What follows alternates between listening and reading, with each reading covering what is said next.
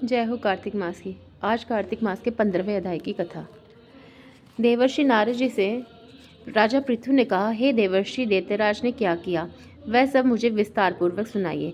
देवर्षि नारद बोले, उसके चले जाने पर जलंधर ने अपने राहु नामक दूत को बुलाकर कैलाश पर जाने की आज्ञा दी और कहा कि वहां पर एक जटाधारी शंभु नामक योगी रहता है और कहा कि उससे मेरा आक्रमण और ऐश्वर्य कहकर उसकी सर्वांग सुंदरी भामिनी को मेरे लिए मांग लाओ। तब उसके वचन को सुनकर वह दूत शिव के स्थान पर पहुंचा, परंतु नंदी ने उसे सभा के भीतर नहीं जाने दिया, किंतु वह अपनी उग्रता से शिव की सभा में चला गया और शिव के आगे बैठकर उनकी आज्ञा ले वह सब संदेश कह सुनाया जो कि दैत्यराज ने कहा था।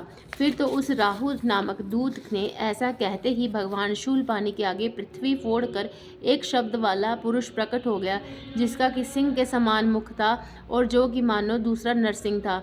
वह दौड़कर राहु को खाने चला। राहु बड़े जोर से भागा, परंतु उस पुरुष ने उसको पकड़ लिया। उसने शिव की शरण ले अपनी रक्षा मांगी।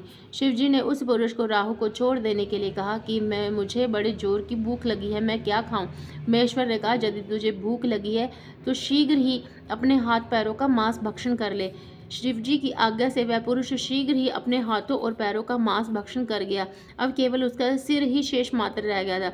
तब उसका ऐसा कृत्य देखकर शिवजी ने प्रसन्न होकर के उसको अपना आज्ञा पालक जान करके उसे अपना परम प्रिय गण बना लिया और कहा कि मेरी पूजा के समय अब तेरी भी सदैव पूजा होती रहेगी, और जो मेरी पूजा नहीं करेंगे वह मेरे प्रिय नहीं होंगे। शिवजी से ऐसा वर पा करके उस पुरुष को बड़ी प्रसन्नता हुई।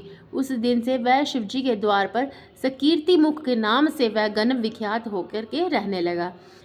जय हो। कार्तिक मास की 15वें अध्याय की कथा समाप्त।